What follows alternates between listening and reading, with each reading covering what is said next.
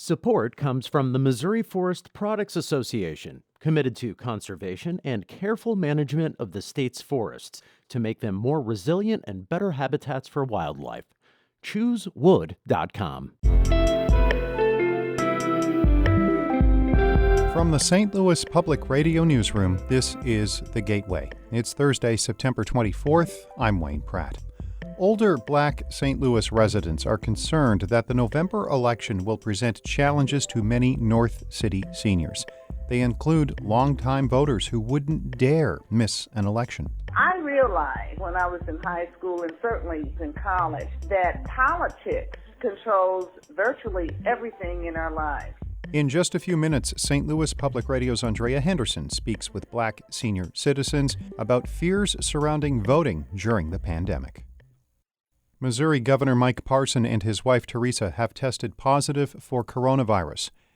As St. Louis Public Radio's Jacqueline Driscoll reports, the two are in isolation. Parson says he has no symptoms at this time, and Teresa has only mild symptoms. She's resting at their home in Bolivar, and he's going to keep doing some work at the mansion. In a Facebook video, he says they are both doing well. We're both fine. We're going to move forward on this. And again, I want to encourage everybody what I have every day. Take care of yourselves. Do the best you can to protect yourselves. Social distancing, wear a mask, personal hygiene. Parson has received criticism for failing to issue a statewide mask mandate. He said wearing a mask is a political issue and has worn one infrequently. He has postponed all future events at this time, including the gubernatorial debate that was scheduled for this Friday. In Jefferson City, I'm Jacqueline Driscoll, St. Louis Public Radio. St. Louis County is allowing most sports to resume next week, but not high school football. Blocking youth sports is an effort to slow the spread of coronavirus. It has drawn heated criticism from parents and coaches toward county government.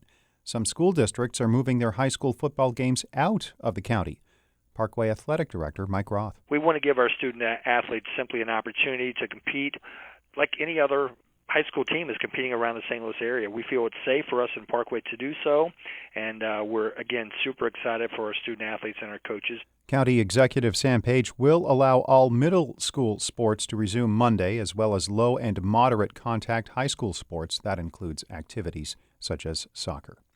Schools in the region are trying to determine if young students can safely return to the classroom during the pandemic. St. Louis Public Radio's Sarah Fenton reports some St. Louis County elementary students are returning, but doctors are divided on whether that's a good idea. Earlier this month, county officials cited low rates of coronavirus cases in elementary-age children and said young kids could safely return to school. Ladue, Clayton, and other school districts then announced children in lower grades could come back to the classroom this fall. Dozens of area pediatricians recently encouraged a return to school. They said that for young children, virtual learning can cause educational and psychological problems. But other doctors say any return to in-person school could be dangerous. Dr. Sarah George is an infectious disease specialist at St. Louis University. Probably the risk is lower with first graders than it is with adults or adolescents, but it's certainly not zero. St. Louis Public Schools Superintendent Kelvin Adams this week proposed a return for children in kindergarten through second grade. I'm Sarah Fenton, St. Louis Public Radio. Protests throughout the country following the decision not to charge officers in Breonna Taylor's death have extended to the St. Louis region. 5 on Your Side reports protesters last night marched from the old courthouse in St. Louis to City Hall, chanting, "These are our streets and we want justice." Demonstrators also removed barricades that were put up around City Hall. In Florissant, police report 6 arrests during a protest. A group blocked US 67, and officers made those arrests after giving 3 orders to move off the highway. There were no injuries.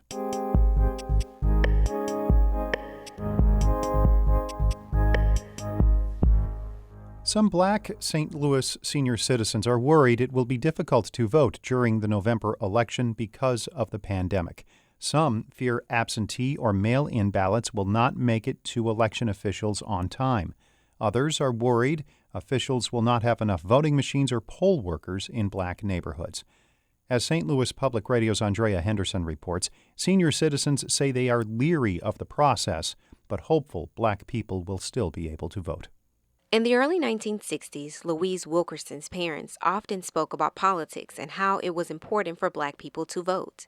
For decades, that compelled her to vote in nearly every election. I realized when I was in high school and certainly in college that politics controls virtually everything in our lives. The 75-year-old retired educator is determined to vote this year.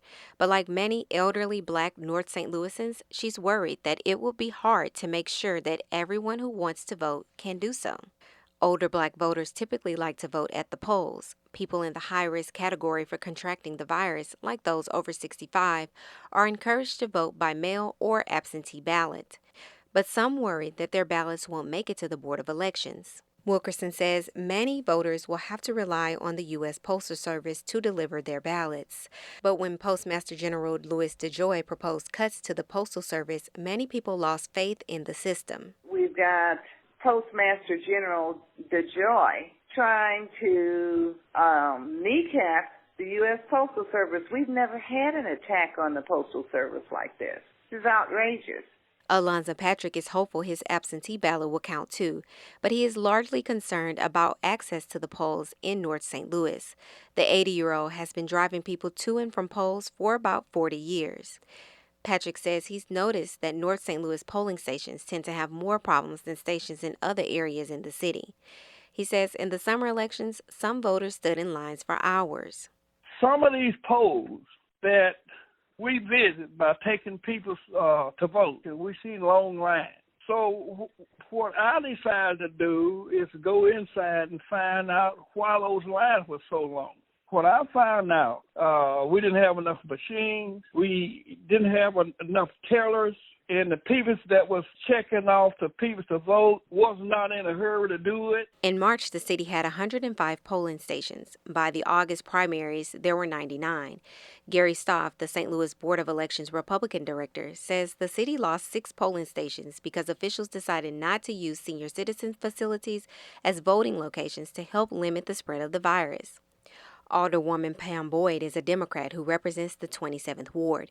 She says she was furious with the conditions that elderly residents had to endure this summer when coronavirus cases were rising. I had kept asking the Board of Elections before the election, are you going to have them where they take people's temperature? And nobody would respond. So they had nobody, when they came in, to have them sanitize their hands. They just had it sitting on the table. So most people going to walk past the sanitizer.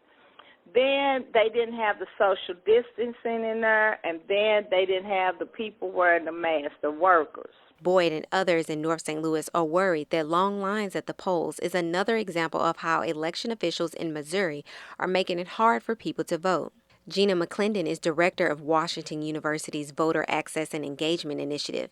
She says some Black people don't trust the voting process. So a lot of what people believe is historical. I'm not a value, so what difference does my vote make? But the problem is that people don't understand that that's not where we are today. Your vote does matter. And if it didn't matter, people wouldn't spend billions of dollars trying to prevent you from voting. Both Louise Wilkerson and Alonzo Patrick believe their votes matter, but they worry that some older Black voters will be discouraged.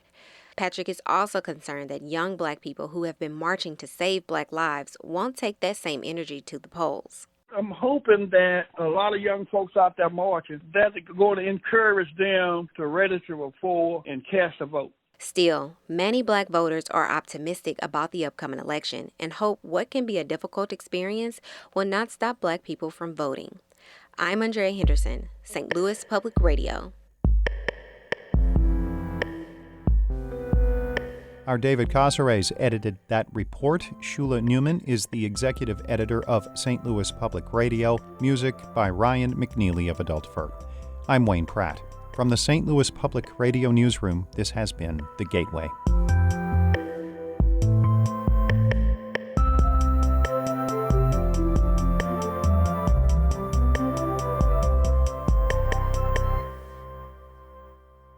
Support comes from the Missouri Forest Products Association, providing more than 41,000 jobs in the production of wood pallets, railroad ties, white oak barrels, hardwood floors, and more. Details at choosewood.com.